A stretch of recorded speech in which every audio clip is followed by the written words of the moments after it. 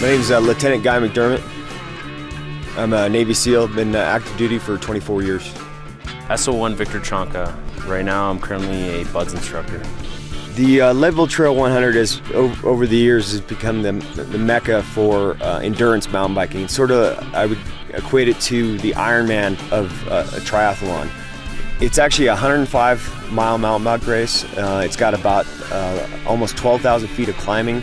It starts at 10,000 feet. Mountain biking and being a SEAL, there's a lot in common. I think the sense of adventure, sense of adversity. In the SEAL team, you're going to have tons of adversity. Something happens, you overcome it, and you carry on. Mountain biking, flat tires, chains, braking, you fix it and you overcome it and you keep going. There is a lot of parallels when you talk about training for a mission, getting ready to do a long mission. Some of our missions are longer than 3 or 4 days. Having that longevity, part of having the energy to continue to drive on is proper nutrition. What makes someone mentally strong is that something can happen to them during a race or as an operator, and they're not going to let it set them back. If anything, they'll make them go forward, and they're going to overcome it and become a better person, operator, father, husband, son, down the road. So coping with adversity, I think it's the key aspect of being a SEAL and racing bikes too. As ambassadors to the SEAL community, often we're asked what it takes to get into the community, or hey, I'm interested in coming to the community. A lot of times I'll give that advice of, hey, you have the mindset, you've done races like this. What you need to do is take that mindset and apply it to your end goal. Whether the goal be finishing the Leadville Trail 100 or the end goal is, I want to become a SEAL, I want to get my trident, I want to put that on my chest. Being a SEAL is a great career, but it's not just a career, it's a lifestyle. You live, you breathe, you eat, everything. It's by far the best job I've had, and it probably will be the best job I will ever have.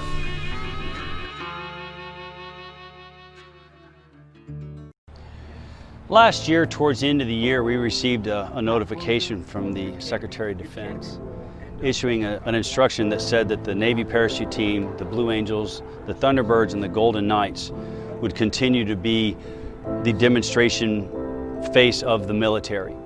And he asked us at that time to go to Tampa, Florida to jump into a Monday night football game between Tampa Bucks and the Miami Dolphins.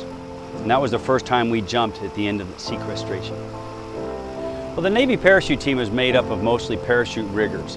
And towards the end of the Vietnam War, the SEALs were coming back from Vietnam and wanting to find more exciting things to do. They decided they would help jump with the Navy parachute team. And in 1974, the SEALs pretty much had taken over the parachute team and called themselves the Leapfrogs. The team is made up of active duty SEAls, so we're very unique in that we only take guys from SEAL teams or NSW units, and then after they do a few years on the team, they'll actually go back to either a SEAL team or a SWCC team. When you jump out of a plane at 12,500 feet, you will free fall for approximately 45 seconds before opening up your parachute to come in and land. We're not going to jump into a YMCA camp full of thousands of kids unless we know exactly what the winds are doing, exactly how our parachutes pack. Our pre-brief lets us know exactly what our routines are going to be, and then we go through all the contingency plans, and that's for every single jump. One of the things I never get used to is the appreciation people show when you land. The jumping's all cool, and it's a lot of fun, I enjoy it, but really what means a lot is you land and everyone wants to shake your hand, everyone wants to thank you for your service, and I think that's a testament to the Navy as a whole. You got people out there on 6-9 month deployments away from their family, missing the birth of their child. Guys are out there working hard, and I think we see a lot of the appreciation, probably more so than the rest of the military.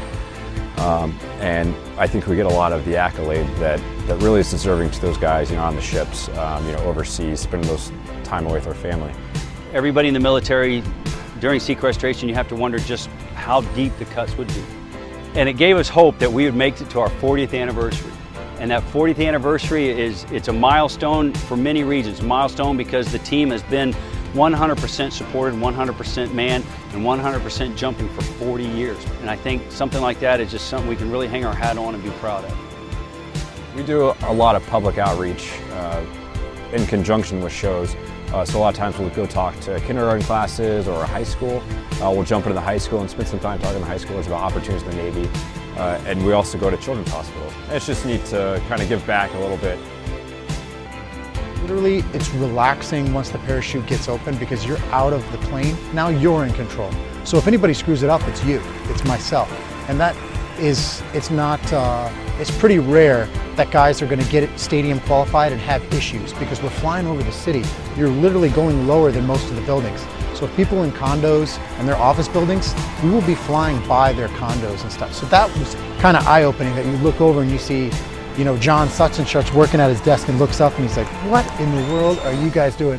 And we're jumping into a stadium to represent the military.